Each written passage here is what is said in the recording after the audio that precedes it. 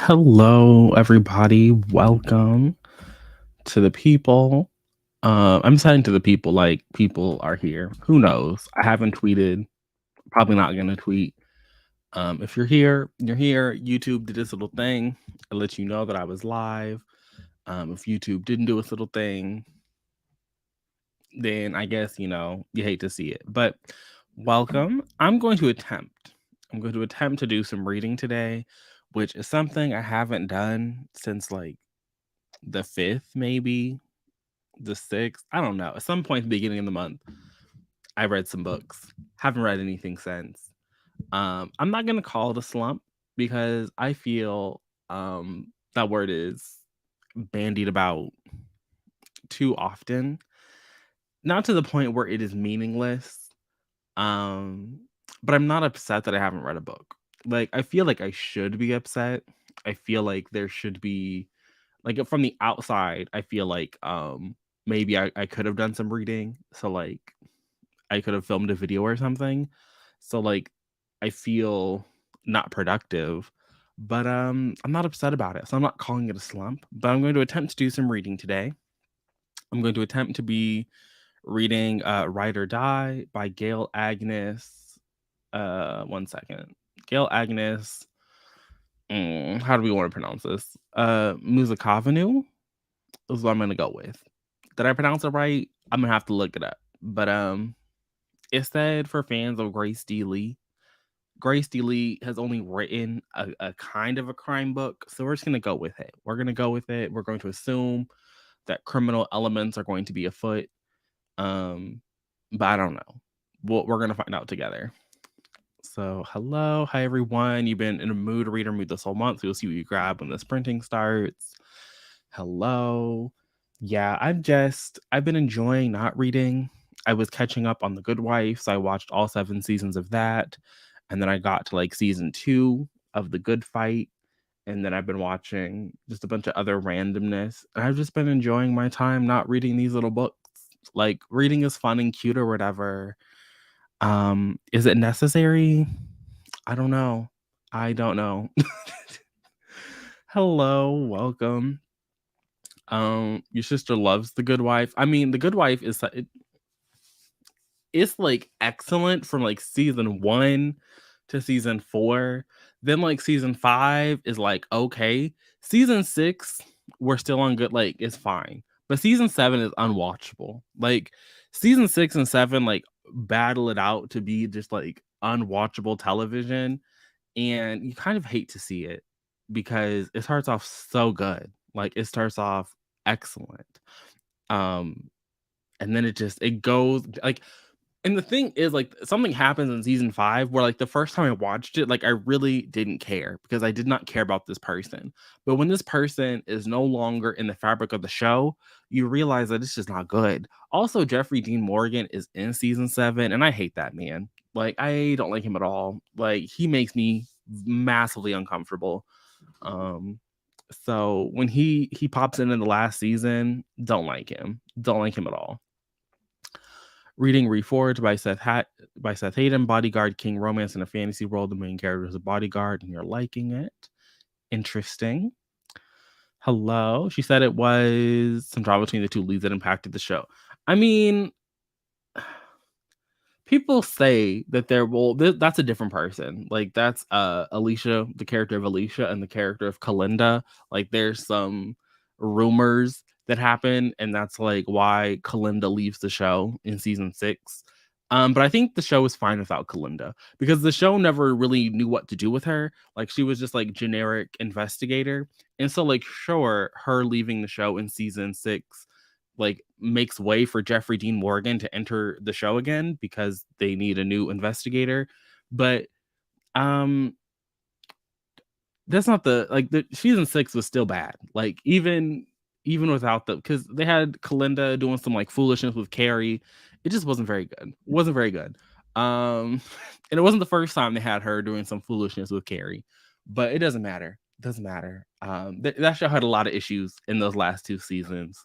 You hate to see it. Hello. Planning on finishing The Good House, but you just got off, so you're tired. Happy Saturday. You're listening to Butterfly 3 by Ashley Antoinette. I've never heard of this. Never in my life. Never in my life. So I'm going to go to my good friend Goodreads. We are going to see what Goodreads has to say. I already hate this cover. Let's see here. We can share the screen, share this Chrome tab, and it's this one. Boom, boom, boom. Here we are. So here's the cover. I feel like I've definitely seen this cover somewhere. But butterfly, we got some, beautiful little butterflies or whatever. She's a big name in urban fiction. The hardest thing Morgan Adkins has ever done is let go of love after losing Messiah. Anyway, Messiah, okay. She never thought she'd find someone who understood her again until she reunited with Amik Harris, and their friendship quickly transformed into something deeper. But there was one problem.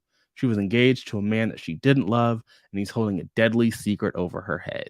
Okay, that's too much. That's too much for me. You hate to see it. Their brotherhood, I guess were they friends? Was that something? I definitely thought that, like, after losing, I thought this man was dead. Not gonna lie. I thought this Messiah man was gone. He wasn't in the picture anymore. Apparently, he's not gone. He's still in the picture. So, and there's a third man because we got Messiah and Amik, and I guess there's a third man because 3 men plus 1 woman equals inevitable heartbreak. I mean, according to some romance authors, it doesn't. But I guess Antoinette. When was this published? In 2020. That wasn't the vibe, I guess. Morgan wants to follow her heart and take the risk of a lifetime, but she risks destroying her family in the process. Will Morgan enter a loveless marriage, or Messiah, Amik, a fixed brotherhood, and work together to save the woman they both love? Who is this third man? That's what I need to know. Is it Jesus? Is it God? I feel like it's Jesus or God. That's going to be my, those are my guesses. Maybe I'm wrong. You're going to try and finish both your audiobook and your physical book this weekend. I love that for you. Love that for you. I don't think I'm going to be finishing any book this weekend, which is a problem. So hopefully I finish something, but I'm not planning on it. Not planning on it at all. That sounds messy, straight up 2B style. Hello, you might start silver under nightfall. Is this what is her name? Is that Ren Chapeko? I feel like this is Ren Chapeko. I feel like I've seen this cover, which I also think is really ugly. Let's go to my good friend Goodreads. It is Ren Chapeko and this ugly little cover. I hate this cover. But let's, we can go back to sharing this little Goodreads moment. Boom, boom, boom. So here's the cover that I don't really like. I think that, like, this half of the cover is fine, and, like, this little illustration is fine. It's them together that is not doing it for me. So we got full court intrigue, queer romance, and a terrifying monster. This epic gothic fantasy will appeal to fans of Samantha Shannon's The Prior of the Orange Tree and the adult animated series Castlevania. You have already lost me. And it's by Saga Press. I don't trust Saga Press. I know that there was, like, some people don't like Saga Press because they did the spine weird for the Dandelion Dynasty, and people didn't like Saga Press because they were like really bad about getting indigenous book reviewers copies of indigenous books that they were publishing. But Saga Press, I feel, whatever they're doing in their editorial department is not it. It's not the moment. For me personally, because I don't think that the Broken Earth, and it's not the Broken Earth, that's N.K. Jemisin. I think it's like Between the Earth and Heaven, whatever that little Rebecca Rowanhorse book series is called. It doesn't need to be 3 books. It does not need to be 3 books. So their editorial department does not get the Monty seal of approval. But let's see here. Remy Pendergast is many things. The only son of the Duke of Valenbon. I'm assuming it's Valenbon. Maybe it's something else. Though his father might wish otherwise, an elite bounty hunter of rogue vampires and an outcast among his fellow reapers. His mother was a subject of gossip even before she eloped with a vampire, giving rise to the rumors that Remy is half vampire himself. I'm going to be very honest. I don't like the half vampire thing. I don't like it. I didn't like it when I was a child and I was reading Twilight. I don't like it now as an adult. Like, to me, the vampire is dead. they're dead. Now, if two dead vampires want to reproduce, I'm all for it. Whatever, get your rocks off. I'm even okay if you want to have a dead vampire knock up a human, or a human knock up a vampire. Like, that's fine, I guess. But half vampires don't make sense. Like, you don't get to be like half dead anyway. Even if, anyway. Though the kingdom of Aloria barely tolerates him, Remy's father has been shaping him into a weapon to fight the kingdom at any cost. When a terrifying new breed of vampire is... What do you mean a new breed of vampire? I also feel like this is where you lose me a little bit. I understand that Rancho Paco, I think they're Filipino, they live in the Philippines, they live their best life over there. But words like breed are like not things that you ascribe to humans. And so like if the vampire can is like genetically like they can make a baby, right? Like we are out here knocking up vampires, giving birth to vampire babies. I feel like breed is not a word that I want to associate with humans. It's very dehumanizing, and I'm not for it. It's not for me. Maybe I'm thinking too like maybe I'm thinking into it too much. But I don't want to see breed in something that is supposed to be like human adjacent. It's not for me. It's cited outside of the city. Remy appears to investigate alone, but then he encounters a shockingly warm-hearted vampire heiress, Zhao Dong. I'm sorry, I know I just pronounced that wrong. Shouting Song, and her infuriatingly arrogant fiance, vampire lord Zidane Malik. Is this like a threesome? This is about to be a threesome book, isn't it? Who may hold the key to defeating the creatures, though he knows associating with them won't do his reputation any favors. When he's offered a spot alongside them, why would they offer? He's the crown duke of the of the Vampire Hunters Association, who like maybe or may not be half vampire, but these two high profile super powerful vampires are like, yeah, come tag along with us, we're gonna go investigate these new I call bullshit. When he's offered a spot alongside them to find the truth about the mutating virus rot that's plaguing the kingdom, Remy faces a choice. It's one he's certain he'll regret. But the three face dangerous hardships during their journey. Remy develops fond and complicated feelings for the couple. He begins to question what he holds true about vampires, as well as the story behind his own family legacy. As the rot continues to spread across the kingdom, Remy must decide where his loyalties lie, with his father in the kingdom he's been trained all his life to defend, or the vampires who might just be the death of him. Interesting. I think I'm going to continue to avoid it. Yeah, I think I'm going to continue to avoid it. No one has rated this. I'm friends with all these people, and it's still to read. When is this coming out? Is that why? No, it's out. Release date September 13th. Where are the reviews? Where's the reviews? Ain't nobody reviewed this. Okay, 5 stars, 5 stars, 5 stars, 5. Okay, the girlies are eating it up. 5, 5, 4, 3, 5. Okay, seems positive. What is the average here? 4.16. I still think I'm going to avoid it, but you know, if you are interested in that little bookie book, it does seem to be doing pretty well. But let's scroll back up. I guess we'll do our first little sprinty sprint. There are 45 minutes, so we'll do that at 20 because there are quite a few comments here that I am behind on. I don't think I'm going to get to them in 2 minutes. Okay, so the third man in your book is not Jesus. Welcome, Pat. Hello. I mean, I don't mind that the purple or whatever color the eye is. Like, I'm fine with that on the cover. I just like I'm okay with like a stylized, like I said, like the face is fine with me. The little house is fine with me. The way that they are in the cover together is weird. I don't really understand it. It doesn't make sense to me, but you know, it is what it is.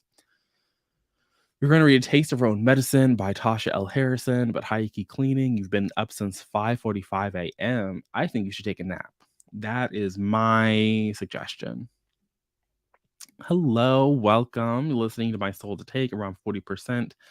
It's 18 hours.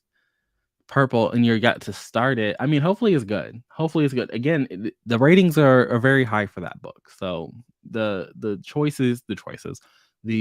people seem to be on your side.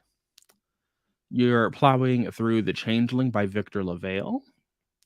You're combining books to TV shows as a pet peeve of yours. I don't mind it. I think that there are some things in the bookish community that people have pet peeves of. This don't make sense to me.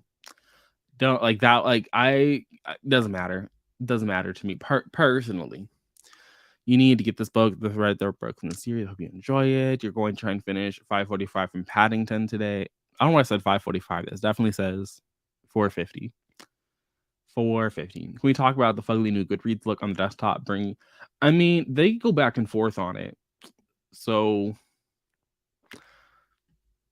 I'm on desktop now, and that's how it looks for me. It's like the old version, but 2 weeks ago it was the new version. I don't know what they want, but I don't like either of them. Let's see here. You love You're not wrong. It should take a nap. You ordered lunch, maybe later.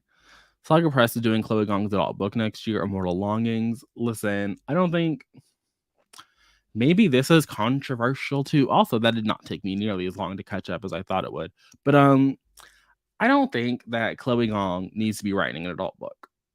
I don't see it for her. Like I don't see it. Let me see here. Immortal.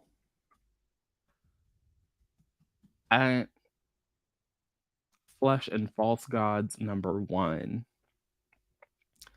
Bestselling. There's no cover, so I'm not gonna bother sharing it with you guys. Or if there's a cover, it's not on Goodreads, so there's no point in. Why is it not letting me zoom in? Thank you. That was foolishness. Let's see here. Her adult epic fantasy debut, inspired by Shakespeare's Antony and Cleopatra, is a fiery collision of power plays, spilled blood, and romance amidst a set of deadly games. Already don't like it.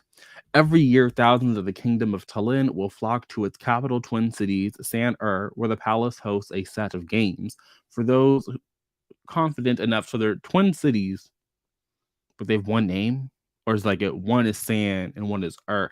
Anyway, for those confident in their ability to jump between bodies, competitors across San-Ur fight to the death to win unimaginable riches. Princess Kala Talemi, I don't know. Sorry, girl. Lurks in hiding. 5 years ago, a massacre killed her parents and left the palace of Ur. So they are. So one is San and one is Ur. That's ugly. The palace of Ur empty. And she listen. Ur to me is like an like that's like the capital city of anyway. Empty, and she was the one who did it. Before King Kasa's forces in San can catch her, she plans to finish the job and bring down the monarchy. So she's a princess. She's trying to bring down the monarch. I don't buy it.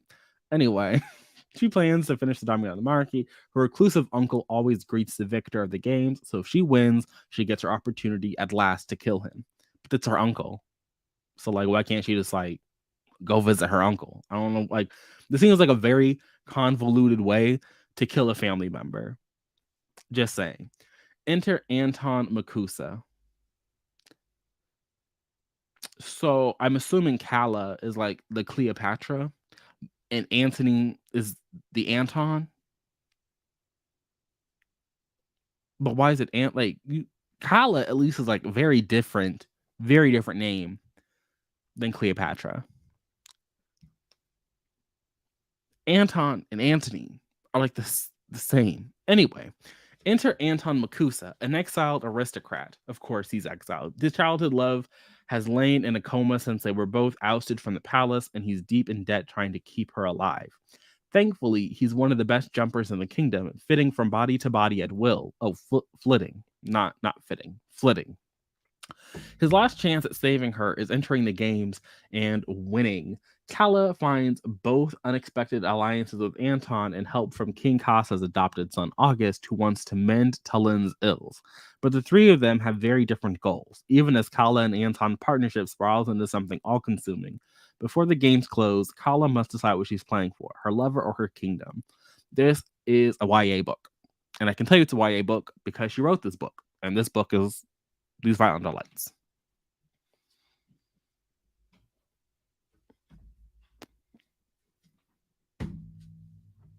Like this is she has already written this book. Like this book exists. You can read it now. It's called These Violent Delights. You don't need to wait. Okay, I guess I will share the screen because people are We are talking about Chloe Gong's 2023 book. Is it coming on 2023? July 5th, 2023. Immortal Longings, the first book in the Flesh and False Gods series. So that's what we're talking about. That's where Kala and Anton and the flitting from body to body in these games. That's what I was just reading. And you can purchase the book now already. It's called These Violent Delights. You don't need to read this. I doubt that it's going to be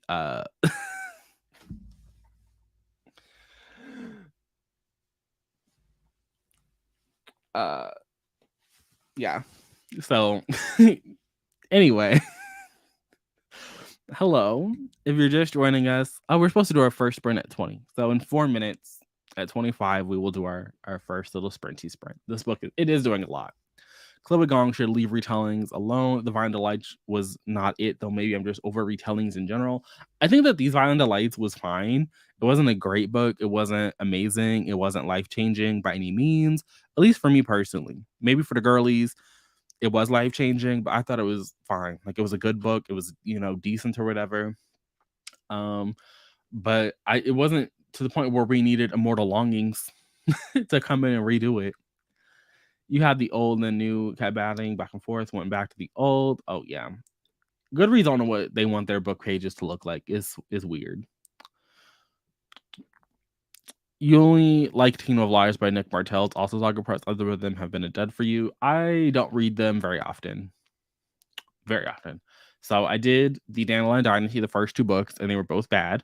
And then I did the Rebecca Roanhorse books, and they were average. And those are the only ones that come to my mind immediately. I'm sure if I were to scroll through, I could probably find some that I did enjoy. But I don't trust them. Magic competition books always seem to be YA. I think that you can do a magic competition or a competition book in general and have it not be YA, but this sounds very, very much cross. Like, when you are telling me this is going to be an adult epic fantasy debut, I want something that feels different than something you've already given me. Like, sure, it should still have your voice and how you work with characters, but something about it should feel different. And this feels very reminiscent of a book that she already wrote, and it was for a young adult audience. And the book that she wrote for a young adult audience featured characters who were like 18, 19, maybe they were allegedly 17, but they felt like they were definitely in the upper end of the teenage spectrum. And so if the last book you wrote and you're writing about 18, 19-year-olds, and now you're going to tell me that this book is an epic adult fantasy, it's like, well, by your definitions, then your last book could have been. And so if the only indicator of who is if you can only tell what is a YA title by the people who are publishing it, then I feel like that's silly.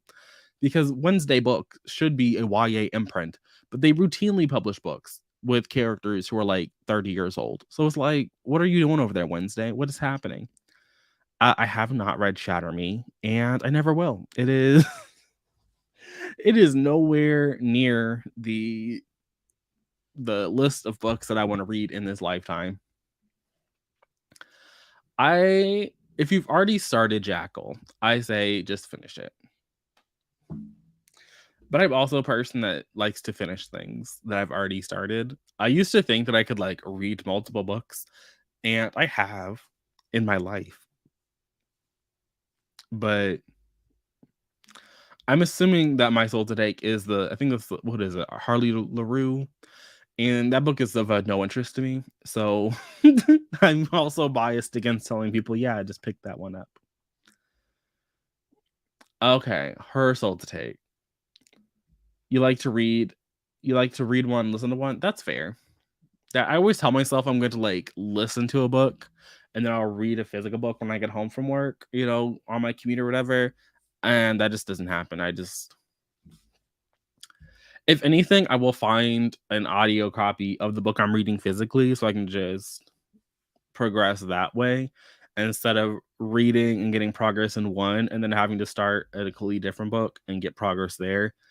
I feel like it's not a productive use of my time, even if that's not at all correct. So that's where we are. As we wind down to 20 seconds before actually, It is 25. So I need to get to my little pommel kitty because that's what we got going on today. We're doing 45. They're not sprints. So if you need to break this down, so they are sprint like if you want to do like 2:15s and give yourself a little breaky break, do what you need to do. Because 25 minutes is not a sprint. It's a marathon. So like pace yourself, but we'll be back to talk in 45 minutes.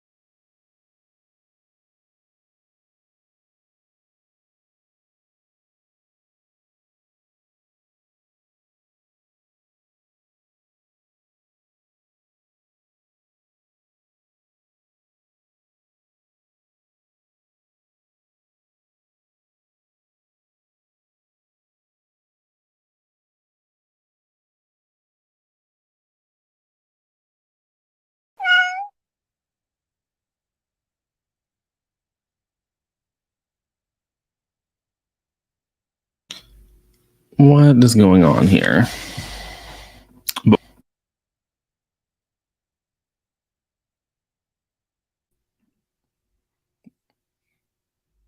Nobody wants this angle. Come on.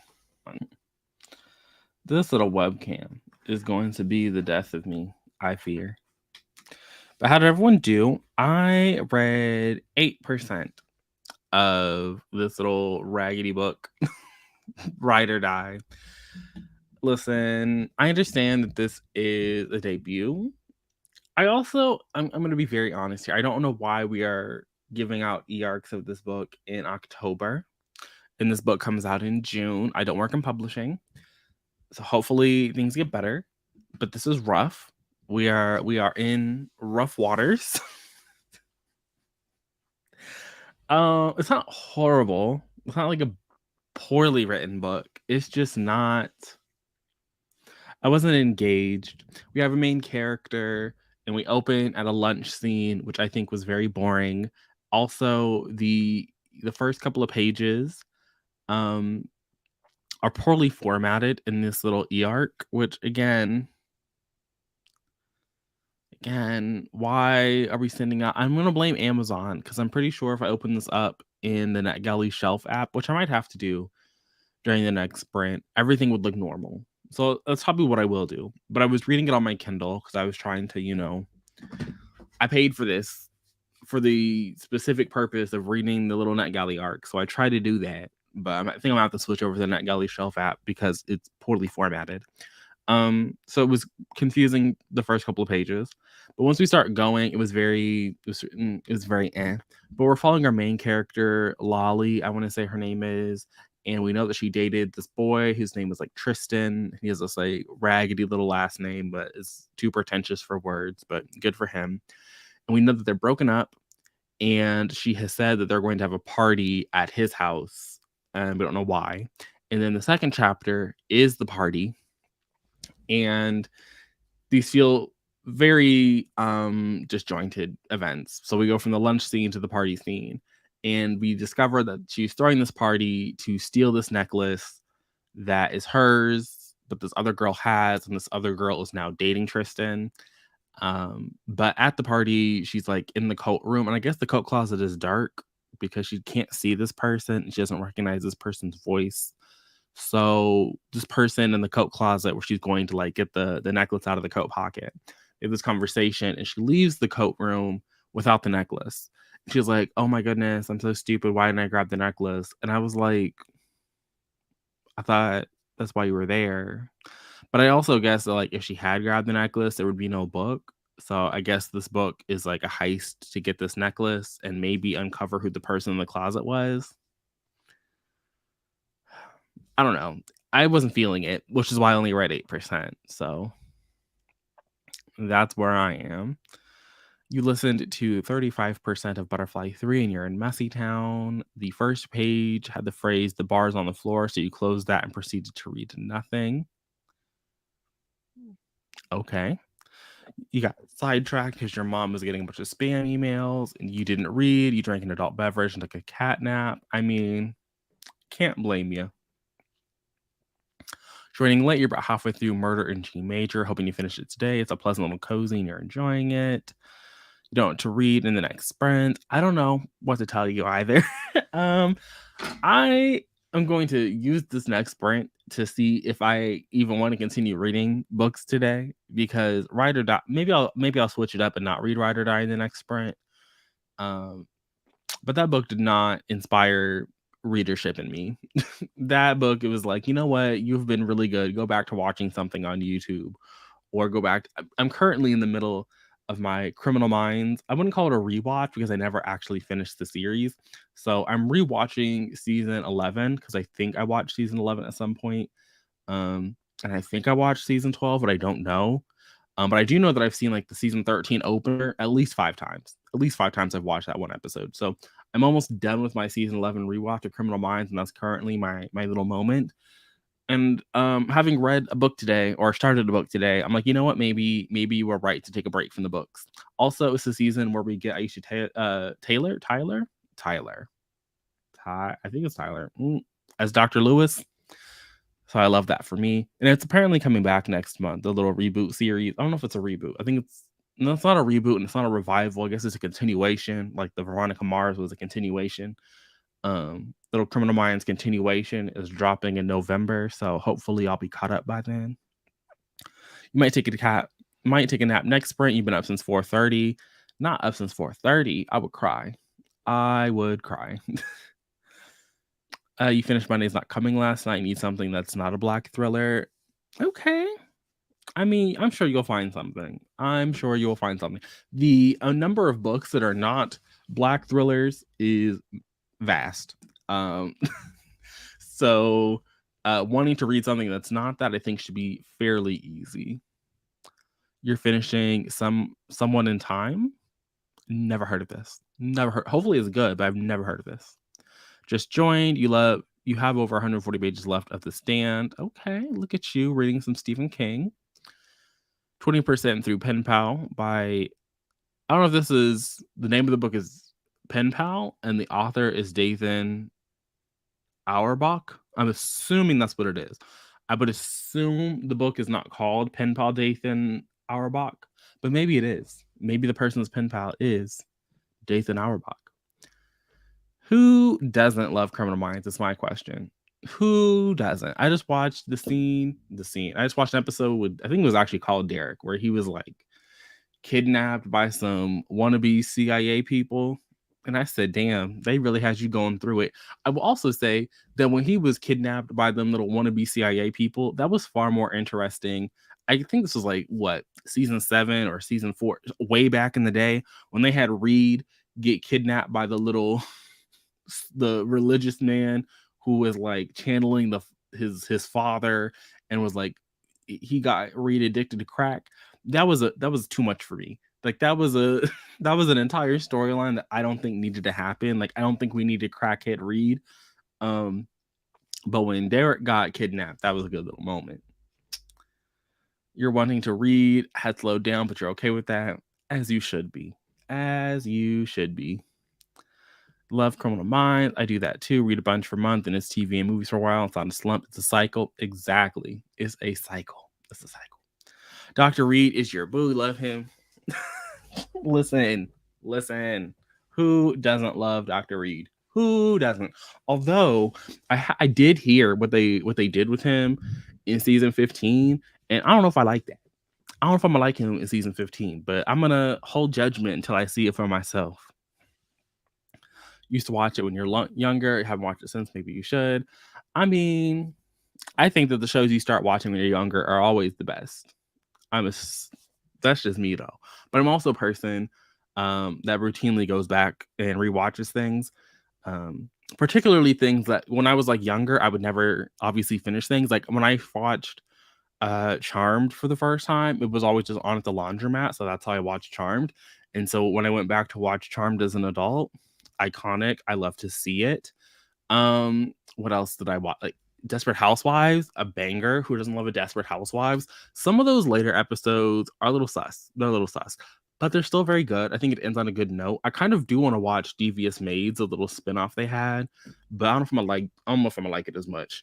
Although, who was it? Who was it? Anna? I want to say it's Anna Ortiz from Ugly Betty. I think she was a main character in Devious Maids, and so that's kind of why I'm always like, maybe I'll like it. Maybe I'll enjoy a little Devious Maids moment, but you know, they always hit harder. It was entirely too much. It was entirely too much. It was a choice. Not sure it was a good one. Not sure it was a good one. Mainly a gay romance time traveling it's an anthology. Love that for the anthology girlies. Love that for the anthology girlies. Pen Pal is a short horror by Dathan. Okay, so I was right. Dathan Auerbach is the author. I mean, hopefully, I don't know. I've heard some rumblings, and so I'm like, maybe it's a good thing he ain't coming back for the little revival moment. I mean, I would love to see him because I do appreciate Dr. Spencer Reed, but I think they would have to address some things that I heard happen, and I don't know if I want to watch it. You never finished Criminal Minds. This didn't feel the same after Derek left. That's fair. That's fair. I do think that like Criminal Minds was one of those shows that like because the cast was leaving so early, I'm fine with Derek leaving. Like they lost Gideon. When they lost L, I'm still upset that L had to leave. Like the seasons with L, the seasons with L are low key some of my favorites. I think it was what she was in the first two seasons. Did she leave after season one? I don't remember. But like Elle Greenaway, love me some Elle Greenaway. When they had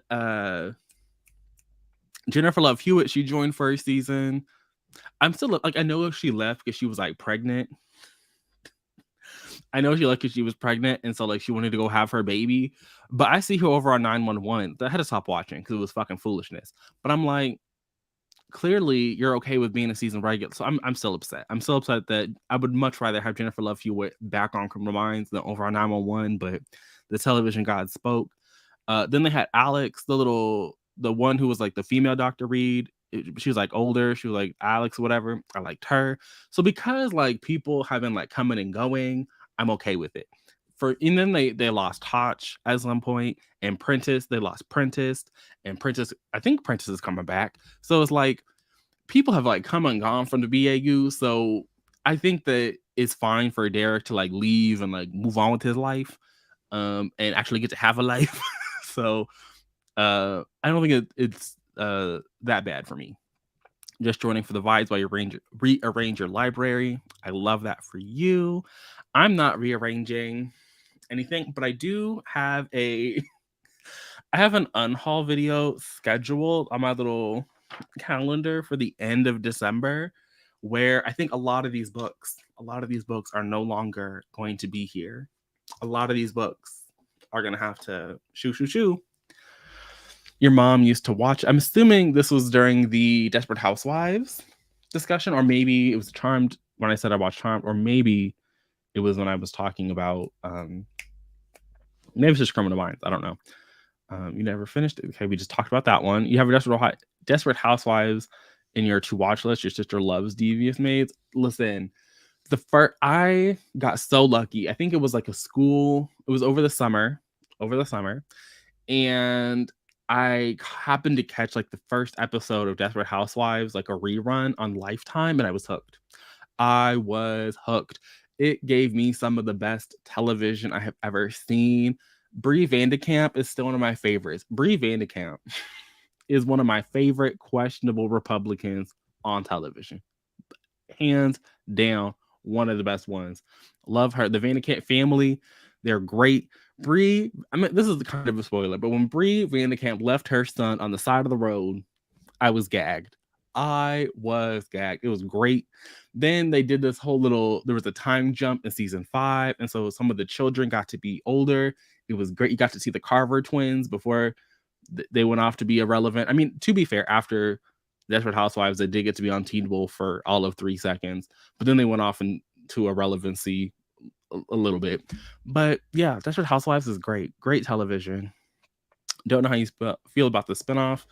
I'm looking forward to the revival. I'm never gonna watch Suspect Behavior, like Criminal Minds Suspect Behavior, but you know, it is what it is.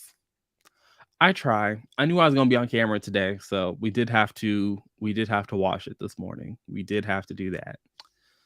We were 1,000% say watch Devious Maids. It was amazing. Okay. Okay. You might have convinced me. I mean, it's always been like someday, one day I'm gonna watch it, but it's good to know that you think it was amazing. I mean, it did run for a while. It wasn't like they had a one season and it was over. I think it has like 4 or 5 seasons. So it was like whoever was watching it, they was watching it. Although it was on Lifetime, wasn't it? I don't think it aired on ABC. Let me see here. Maybe I was incorrect. Devious Maids. Okay, it had 4 seasons and it did run. It was distributed. Where did it run? Developed, air on NBC. Yeah, it was picked up by Lifetime. Lifetime they be dropping the ball. Like the first season of You was on Lifetime and they said no, sorry, and they canceled it, and then Netflix saved it. So Lifetime be having good shows and then they be dropping the ball. So I don't know what's going on over there at Lifetime, but they're weird. Then they had um like Bring It with Deanna Williams. That was a great show, and they just canceled that show too. So it's like Lifetime. I don't understand how they be picking and choosing what they gonna be picking up and stuff, but you hate to see it. Listen, Elle, she was that girl. Was she a good person? No. Is she a cop you should root for? Absolutely not. But I love Elle Greenaway. Uh mm. So I watched the first episode and I couldn't stand Judd. I can't stand that man. That man gives me racism. He gave me pure racism. Like, I understand that the premise of 911 Lone Star is that the little Austin fire chief or whatever that we're following, like that whole unit, like the fire station, like the company died in a little fertilizer fire. Like there was an explosion that killed his whole crew. He had to like be out on medical leave. So I understood that Judd was coming back to a place where he was feeling like his team was being, replaced and people weren't, doing whatever they needed to do. But it was fucking foolishness. He was giving racism vibes from jump. It really, like, when he was out here talking, it was a lot. It was a lot in that first episode. And I said, I can't do this. I can't do this racist married to this black woman who I just can't do it. I can't do it. I can't. It don't move my spirit. And I think I might have watched a couple more episodes. Maybe it was episode like 2 or 3. I don't know where it was, but there was an episode where Marjan, like her job, like fell off in the middle of an emergency, and I was I was like, okay, y'all are weirdos for just staring at her, and a fucking Mateo was being a real creeper, like snapping pictures, and I was like, y'all are supposed to be having her back. It was supposed to be like a unity, a moment. And like you can clearly see that she is not happy with this. She does not want this to be happening. And y'all are violating her space and her person by just gawking and like not trying to block her while she fixes her fallen scarf. So that also left a really poor taste in my mouth. And so maybe I watched a lot more for the first season, but the only person I liked about the first season was Liv Tyler's character. I liked her. I said, I really like you doing your little medical thing where she was like trying to find her sister or something. Like that was a really cute little moment. I wanted to like TK, but I was really over Mr. Drug Addict and he really needed to be in a rehab facility. But his daddy was like, even though you were nearly suicidal and you tried to like overdose or whatever, we're just going to take you out of New York and Texas is going to magically cure you. Why is Texas going to cure you? So it just, I didn't like it. I did not like Lone Star. It was really bothersome to me as a human being. And then Liv Tyler left. Liv Tyler said, "Oh, it's COVID. Peace out. I'm not coming back. So don't want to be here." Which you hate to see, but I do know that she was replaced by Gina Torres, and like, who doesn't love Gina Torres? And so every time I think about Gina Torres being on 911 Lone Star, I was like, okay, maybe I'll go watch it. But I was good because I just had regular 911. And at the time, 911 was good. Like seasons 2, well, actually, I actually like season 1. So like the first 4 seasons of regular 911, excellent. You love to see it. Like never been done before. I mean, it has been done before because Chicago Fire exists and they're on season 11. So just watch Chicago Fire, which I also think is a better show. I was talking to this about with my coworker. I think it was like 2 weeks ago, because 911 on Fox tries to like do everybody. You have Athena being a cop when Athena is like supposed to be just a regular patrol person, but then sometimes she's the detective, sometimes she's doing she whatever the show needs to be doing because they have one cop on the show. So you get her doing the cop activities. You have the team of firefighters. You have your in and out at dispatch. There's just too many things going on that show for like consistent character development. And it got to a point in season 5 where characters were just doing shit that legitimately made no sense. Like it legitimately made no sense to me. And I was like, where these characters have been, where they have gone, the things that they have been through, the things that you have shown us that they have progressed past, makes no sense for them to be stuck where they are. And so I just refused to watch the original 911 because I was like, we're just going in circles here.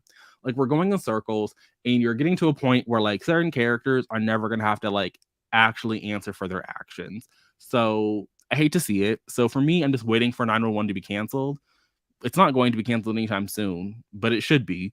And then maybe I'll catch up and like watch it. But I got Chicago Fire, which I think is excellent because they actually focus just on the firefighter people. And so they get character development. And when the medical people pop over and the police people pop over, they have their own show to get development on. So it works out better. And now there's this new little firefighter show. What is it? Fire Country on CBS. Also is a better. I don't know if I would say it's better, but it's more focused. So 911 got to a point where like yes, like the stakes were they're high for no fucking reason. Like every call is like some new they always what really killed me with 911 was like the season openers being this massive fucking emergency, which is why I liked season 4 of 911 so much because COVID restrictions and like the protocols made it to where the emergencies had to be fucking believable. Like we were no longer doing some out of the box fucking foolishness for clicks and views. Like like the number of things that have happened to Los Angeles. I know this is a comment that was made about Lone Star, but like the way that they had Los Angeles suffer like an 8.0 earthquake followed by a fucking tsunami, followed like it was too much. Like how does downtown Los Angeles even exist anymore? Like you literally wiped out everything on the pier, everything and like they just be driving around like things had no consequences. Like they wanted these really high stakes, but there's no consequences. Like the Los Angeles that the writers have crafted after all of these fucking emergencies, it doesn't matter. Like getting around the city, how like after this earthquake and the tsunami, and y'all are just cruising around doing like living life as usual. Fucking stupid. So it got to a point, like I said, it was unnecessary for all the bullshit that they were doing. But I'm happy that Judd gets better, but I don't think I'm ever gonna get there. Lifetime gave you Army Wives, and that's all you needed. I love that for you. I think we'll do our next sprint at 35. So in about 2 minutes. TK was literally in the hospital every 5 episodes with natural disasters around the corner. You hate to see it.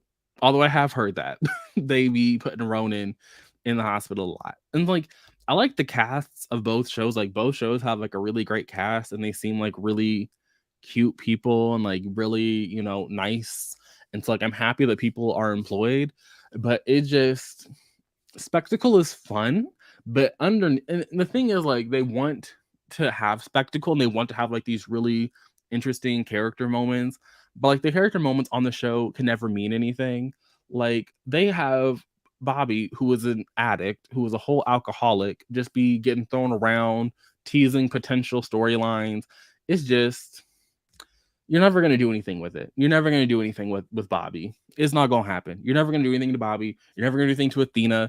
They gave Hen like this whole medical school storyline, which is stupid because, well, here's it, like, could Hen become a doctor? Sure, go be a doctor. But Hen can never be a doctor on 911 because then she would have to leave the show. Like, you couldn't do the show if Hen went off to go be a doctor.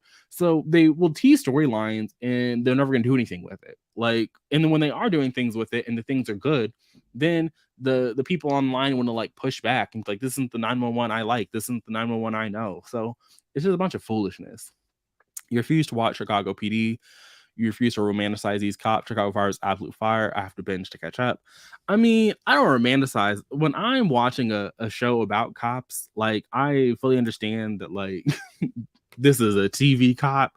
I refuse to watch Chicago PD because when I was watching Chicago Fire and they in the early seasons and you got to meet the man who was going to get spun off into Chicago PD, I was like, this man is a whole racist and this man is like a horrible person and we have seen him be a horrible person and he has like this whole history of being a horrible person and of being a dirty cop. And then when they were trying to spin off the show, it got this thing where he was like undercover and this was like his undercover and he was actually rooting up actual dirty cops. And I was like, but we've seen you. Like we saw you be a dirty cop with what was his name? Matt, was that his name on the show? Matt, whatever, whoever Gabriella was dating. Like we saw him be an actual crooked cop.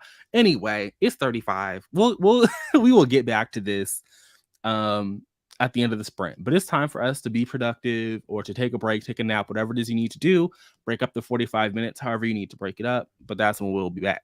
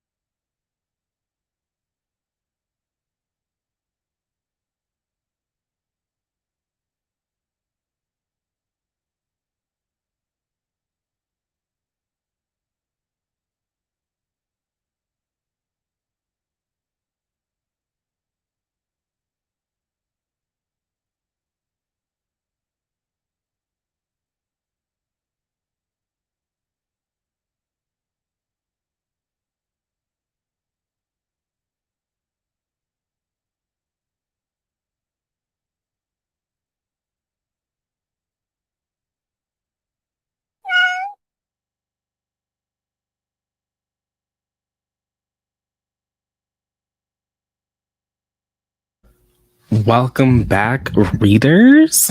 I read a couple of pages. Like I said, I switched over to the NetGalley Shelf app where things are definitely formatted better in some ways and worse in others. I don't like it because I apparently am more blind than I thought. And so in order to like zoom in is too much. I mean, it's very easy. You just pinch and zoom. But then when you accidentally tap on the wrong place, you're getting sent to the next page. You can scroll. It's me and Ride or Die are gonna go through it. But I think I'm gonna stay in the NetGalley Shelf app because tweets are properly formatted, text messages seem to be properly formatted. There is clearly font that is different. Like there are letters and things in this book that is not it's not working on a Kindle. In the little Amazon is fucking it up. So if I'm gonna read this book, I'm gonna have to read it in the Shelf app. But that's gonna be for future Monty. I think that we will do one more sprint after this at some point for 30 minutes, and that'll be our last sprint of the day because me and this book are fighting, and I'm not really doing a whole lot of reading. So I'm not gonna hold people hostage. So let me go back up here and catch up. You remember there was also being shootings in the Chicago PD? Yeah, I've heard of that. I've heard. You watch PD, but you never thought that he's a good cop. That makes sense because he's not. You can watch other cop shows, but not Chicago PD. You live here, and it's like I would believe Sophia too. And I guess I've never had to like live in a place where a propaganda show was set. It's like I get it. I can understand how that would be a little weird. Hello, welcome. You read a chapter of your book and watched 2 episodes of. How did you watch 2 episodes of NCIS in 45 minutes? An episode of NCIS is 45 minutes. This is magic. Let's see here. You think you got all your mom's spam emails dealt with, and you have 2 chapters left of the audiobook. Still no reading. You tried to watch Nightheart by Brenda Jackson, but put that down to watch a Twitch stream. Well, hopefully it was a good stream. Hopefully they were entertained.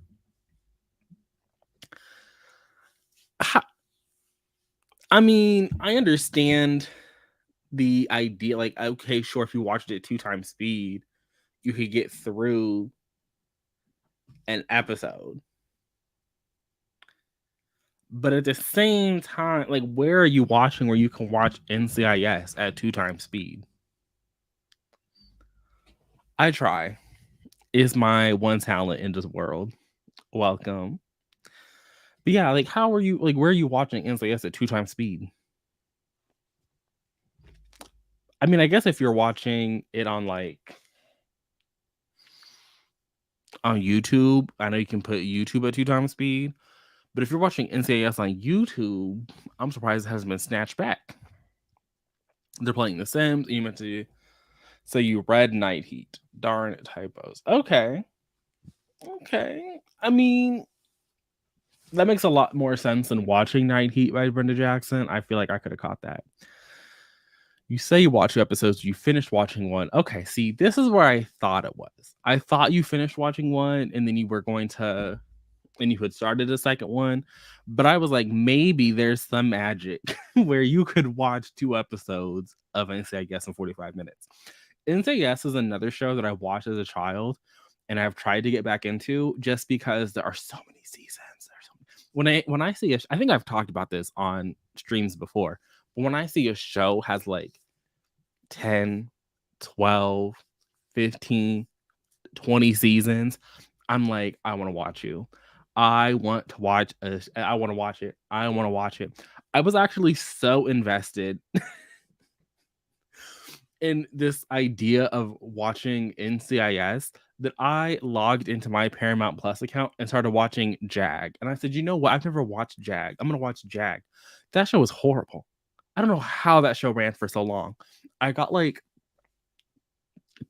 2 episodes in. I think the series premiere was like a 2-parter. It was so bad. It was so bad. I said I thought I was getting, you know, Navy Good Wife. I was gonna get like courtrooms and court martialing, but it was just bad. It was bad. It was so bad. But that show had like, I think Jag had like 10 seasons, and you don't get this backdoor pilot for NCIS until like season 8. So I was like, I don't know if I can get to season 8 of this. So I have decided I've pumped the brakes on trying to rewatch NCIS. And so I think what I'm going to do, my after I get done with my Criminal Minds like mini rewatch or like catch up, it's like 4 seasons. I think I'm going to try and watch Frasier. But to watch Frasier, I'm going to watch Cheers. So I watched this like first 2 episodes of Cheers, and it was good. I was in a good place. So I think me and Cheers is going to be my next big project. Now, normally I don't do a half-hour comedy. Me and a half-hour comedy are not good friends. We're not good friends, but I'm gonna attempt just for this little moment. You love to see it. 28 pages and Murder in G Major. You tried watching NCIS 2. The lighting is weird in season 1. It looks so glazy and dark to you. Listen, maybe it's because I have like memories of watching those.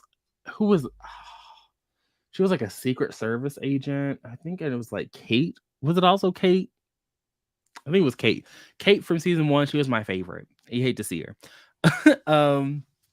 But what prompted my want to rewatch is that Mr. Gibbs finally like he's gone. Because I might have been watching Paramount. I was watching something else on Paramount Plus, and they were showing a commercial for like the upcoming season of NCIS, and Gibbs was gone, and he had been like replaced by what is it? I don't even know his name, but he'd been replaced with Diane's husband on The Good Wife. Husband. Yeah, on The Good Wife and The Good Fight. And I was like, I like you, Mr. Ballistics Man. Maybe I want to watch you in NCIS. But again, that's like 20 seasons of show to catch. I think he actually appears in like season 19, and then he like is also in season 20. But that's a lot of show I gotta rewatch to get to him. You love Frasier, and Cheers is your other favorite show. Listen, me and Cheers are going to attempt to be friends. We're going to attempt it. Me and half-hour comedies, we're not there. But like maybe because it's older, like maybe they're going to be doing something that's like actually entertaining. I think my issue with a lot of comedies these days is just like it's not funny, like it's trying to be something that I don't resonate with. Like it's referencing things I just don't care about. So maybe if we go back in time a little bit, it'll work for me. Because the nanny works for me. So I'm hoping that Cheers will be like The Nanny, and I can enjoy it. I can enjoy it in a way that I don't really care about these new little shows. Truly, you're agreeing with the lighting of season 1. Kate is also in season 2. Yeah, I've watched. I think I got the first time I watched it to when Ziva left, and then when she came back, because I think she comes back. But I haven't watched after that. So there's like a good at least 10 seasons that I've never seen. And I've never watched a spinoff. Which I've learned when I signed up for my little Paramount Plus. I have learned that nobody loves a little spinoff moment. Nobody loves a spinoff moment more than CBS. CBS will be like, oh, you like this show? And now there's half of when you're like scrolling through the little sections is a spinoff of a spinoff of a spinoff. And like I feel like I should have realized that, but I just didn't. Of NCIS, yeah, there's like NCIS Hawaii. There was New Orleans. New Orleans is over, and I think there's another one. Let me go to. I mean, NCIS itself, like NCIS was a spinoff of Jag, which I tried to watch. It was bad. I don't think I can watch Jag. But there's New Orleans, and now there's Hawaii. Oh, and there's Los Angeles. I think Los Angeles is still going. Let me see. Yeah, it's still running. It's been running for 14 seasons. And Hawaii, I think, is in season 2 now. But let me not quote that. Let me click on the little, where did it go? Here it is. Yeah. Hawaii debuted last year and is in season 2 now. Listen, but you know what? I'll take it. I will take it because The Good Wife was cute, but The Good Fight is actually the better show. Like, it's crazy. Like, when you're watching like the first 4 seasons of The Good Wife, you're like, I'm having a good time, but then it's like horrible. And like maybe it's because The Good Fight is like shorter, which I do think works against. Like, the only thing better about The Good Wife is that they're 22 episodes. Like, you get to marinate in the story time, like in the storylines. Whereas The Good Fight, it's like it's over, it's over, it's over. So but The Good Fight is actually better. So like that was a little spin-off moment. There's obviously all of the inside yeses. So New Orleans, Los Angeles, and now Hawaii. Then they had CSI, and CSI had Miami, New York, Cyber. Now we're back in Vegas. Um, so we have all the CSI franchises. Cheers, obviously, from Cheers to Frasier. And there was another Cheers spinoff that was not successful and it was like canceled. So like CBS, they love a good obvious. What is it now? The Big Bang Theory into Young Sheldon. Although technically, I think that's actually made by Warner Brothers TV and it just airs on CBS. But you know, it is what it is. They still love a good spinoff. And you know what? I am a fan of a spinoff. I'll take it. I'll take it. I don't need a crossover. I don't need crossovers, but I do like a spinoff. You stopped watching NCIS when there wasn't a main tortured detective anymore. Every character had their own hardboiled dysfunctional detective, tuning chefs or whatever. I mean, I guess that's fair. I just like a good I like a good chemistry moment. So if the chemistry is there in the cast and the writing is solid, I'll be there for it. I have to stop watching when shows just don't feel like we're gonna go anywhere. I do like forward momentum. I don't like characters who just feel like they're stuck, especially because I prefer to watch shows that are concluded and I prefer to watch shows that have like so many seasons. And so if I'm watching a show, I do like a minimum 8, like a good solid 8 seasons. Like that's my sweet spot. And I think you're more often to find a show that will run for 8 seasons than for more. And so when I'm watching a show that I know has a multitude of seasons, I'm okay with the development and taking them out of torture detective. But when the show is just like, okay, we're spinning our wheels, like why are we here?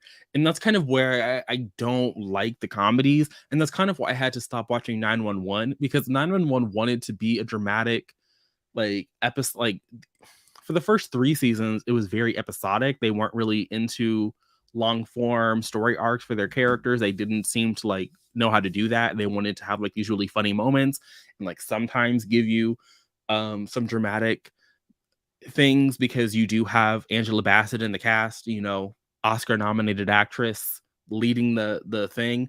And so obviously they're going to try and give her something to do with because why else is she going to executive produce the show if all she's doing is running around making jiggly jiggly jokes or whatever. Um so I need character progression. That's what I need. It's exactly. You just rewatch comfort shows. But see, my comfort shows be like weird. Like The Closer on TNT is my comfort show, which also had a spinoff. I've never watched Major Crimes. But The Closer is like comfort show to nobody. Like nobody. Do you like Grey's Anatomy? I stopped it when they kept killing off people. See, this I feel is in a retrospect, I think that Grey's Anatomy has not actually killed that many people.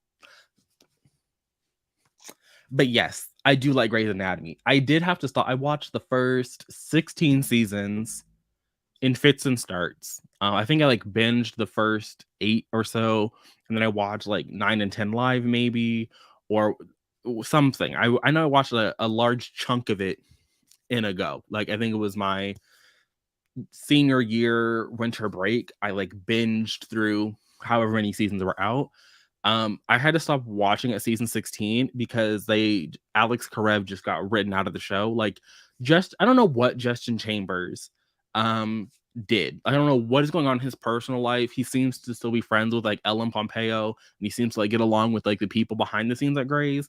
So I don't know what happened in Justin Chambers' life, because he was vanished from the show in a way that I did not like, because season 16 had like set up this whole plot line with Karev at another school, at another hospital, and he was the chief of, I think he was actually the head of the hospital. I don't know if he might have been just chief of surgery, but they had him over this other hospital, and then um they moved Weber over to that hospital, and there was like this whole storyline that was happening over at this hospital that was going to go somewhere, and then he was just gone from the show, and they had to have Catherine Avery come in and buy that hospital, and so because she bought the hospital, everyone just went back to what is it now, Grace Sloan. They went back to Grace Sloan Memorial, and I was just like, this was a bunch of foolishness. So from season 16, I stopped watching. So I did not watch 16, 17. I think it was like half of 16. I didn't watch 17, 18, but I did come back for season 19 because I said, you know what? Adelaide Kane, I love Adelaide. I've loved her since she appeared on Teen Wolf. She got me to watch Rain, a show that I would never watch because she was in it. So I love her. Harry Shum Jr. joined the cast. Nico Taro, he joined the cast. And so he was reunited with the guy that plays Schmidt because they did a little holiday game movie together. And I said, I like you. Then they got the black girl from the Bold Type. She played like the little campaign manager to what is it? What was her to Kat? Like she played Kat's campaign manager. So they brought on all of these interns, and I said, you know what? I do love a good intern season. The seasons are always at their best when they give you a new crop of interns, except when they had Joe, because Joe was a horrible intern and only cared about Stephanie, but Stephanie's not on the show anymore. But Stephanie deserves to be on the show. The little girl, I think she had did she have? I don't think it's anemia. It's not anemia. I don't know. She had like something. She was great. Loved her. Everyone else in that little thing was horrible. But when you get new interns, is good. And you know what? Season 19 of Grey's Anatomy is chef's kiss. Chef's kiss. I love to see it. I am eventually gonna have to go back and like watch all those episodes that I skipped over. But I'm back in the Grey's Anatomy pond. Comfort shows are Golden Girls and Living Single. I want to watch Living Single. I'm not really sure I ever want to watch Golden Girls, but I do think at some point I will watch Living Single. Back a little late, didn't take a nap, but you did finish The Good House. Not sure what you're reading next. I think we're going to do our next sprinty sprint at 45. That's what I'm thinking here, just because I know I'm going to keep rambling. Criminal Minds have been your comfort show for years, alternate between them and Criminal Intent. I think I always go back to episodes of The Good Wife because I love that. I love the early seasons of The Good Wife a lot. I love the closer, even though Brenda Lee Johnson, I don't think there is a worst cop. I don't think you could find a worse cop on television than Brenda Lee Johnson. Objectively a horrible person. Objectively one of the most crooked people on the planet. Does not get worse than Miss Brenda Lee Johnson. There were several times where I was like, Brenda, I'm on your side, but I'm happy you are not investigating a case that I have anything to do with, because Brenda Lee Johnson will make sure you are buried under the prison, under the jailhouse, and maybe you didn't do it. Like, maybe you didn't do it. I did like that at the end, like when the show, the entire like last season of the show was Brenda Lee Johnson kind of like facing some consequences, but there was like a lot of blowback to some of the shady shit that her and the rest of the Priority Murder Squad had done. But it was excellent television right there. Excellent television over there on the closer. You're mad when they killed Sloan. I mean, I think like to me, like I think that. Well, no, I think they killed an intern after Sloan. But I really liked the fallout of the little plane crash. I like those moments. I'm still mad at how they did George. They didn't have to do him like that. That was fucked up. But everyone else, I'm okay with. I'm okay with it, honestly. You stopped watching when Lexi and Dr. Sexy died. I mean, I feel like that's a lot of people, but like, given, like, if I have to choose between Lexi and Maggie, I'll take Maggie. I'm gonna take Maggie every day of the week. I'll take Maggie every day of the week. I will do it. My theory is he tried to renegotiate his contract and was like, "Give me more money or I'm not coming back," and they'd at least have him bring him back for a decent send off, and they were like, "Bet." I mean, I don't think so. I mean, maybe I don't know, but it was like the middle. It wasn't even like the middle of the season, so I don't know. But they got him to like he came back and like read the letter, and it was like next. So that's my thing is like he was in one episode, and then the next time we saw him, he was reading there was a voiceover of a letter that he had given Joe about how he was with Izzy. And so it was like, I think something happened in his personal life because if it was just like, oh, we're gonna write you out of the show, I don't think that they would have had him come in to read this letter. But maybe that's just me. Still haunted by the tree guy with the spider crawling out. You started living single again. It's like a new show to you. You kind of like Castle too, but you haven't sunk your teeth in long enough to decide yet. I don't think I'm ever gonna watch Castle, but I have been watching. I've been watching the Rookie Feds just because Niecy Nash is on it, and I have to say that I think it's a little weird that recently, every time that Niecy Nash is on her show, her wife is also present. Because I was watching a couple episodes of her hosting the new "Don't Forget the Lyrics" because I needed something on in the background a couple I think it was actually over the summer, but I wanted something on just like in the background. And her wife was like a guest there, and like she's not really part of the show, but kind of a part of the show. And so she was there. Um and now on the Rookie Feds, her wife is present as like her love interest. And I'm like, why is your wife here? Like, why is Jessica Betts just randomly in this show? And maybe that's a little stretching, but it's like I've never seen Jessica Betts act before. Not that I've looked her out, but it's like, why are you here? Why are you here? The way they wrote it felt petty to me, but maybe that's projecting. Even with him not being able to come, I feel like they could have wrote it better. I mean, I don't think it's project because it was really stupid. Like the idea that I don't like Joe. I feel like that's pretty controversial because people have come to like her. I don't really care about Joe. Don't like Joe Wilson. But how they went from where they were before they just wrote him off the show to to what he was reading to her, it was stupid. Like Alex Karev was not running off to go be with Izzy. This idea that Alex and Izzy had had this like affair for years, that as Alex and Izzy had these secret baby twins, it was like the idea. It was already stupid enough.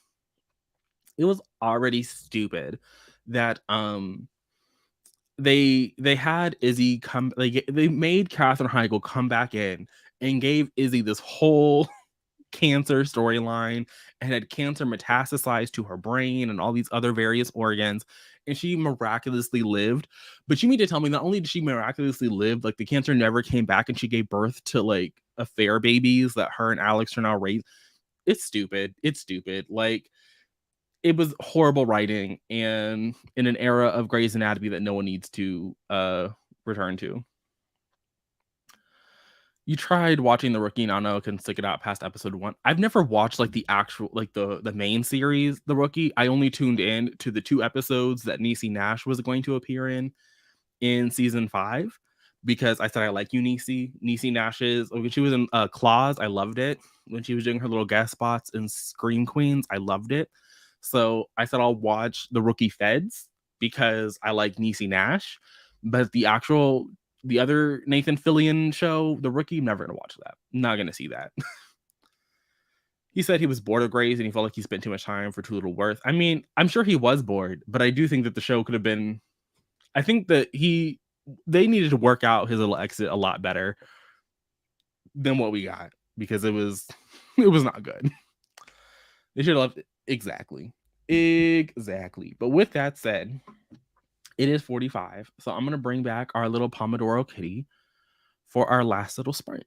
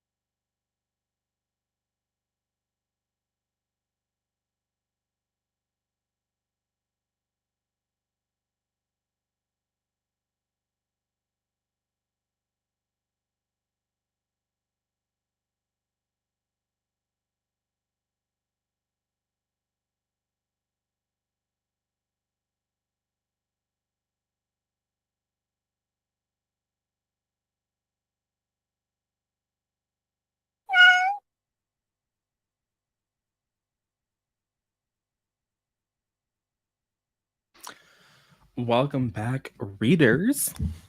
I didn't do any reading that sprint. Gonna be very honest. I went back to my little YouTube video essay that I was watching, and I watched that, and I watched Janine put out a video yesterday from This Dragon Over. So I was watching her video. So I did a lot of things that were not reading Ride or Die because, like I said, me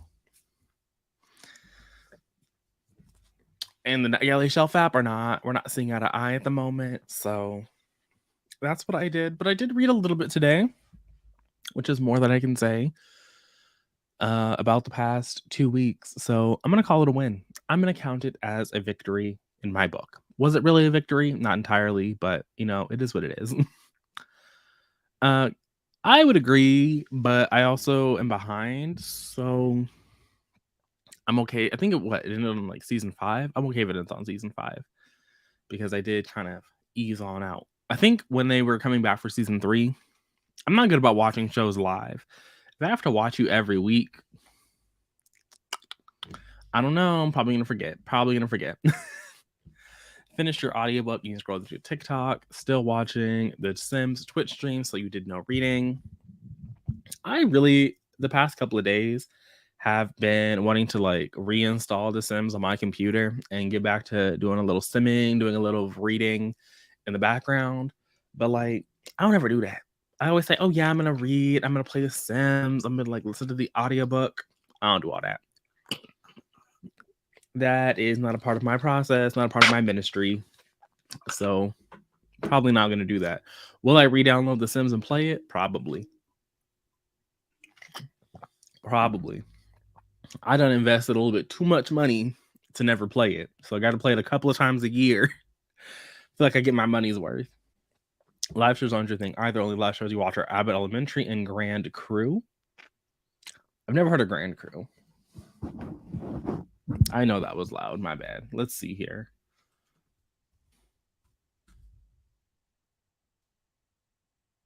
What's a sitcom? That's how you know. What's on NBC? Listen, does NBC have good programming? Occasionally they do.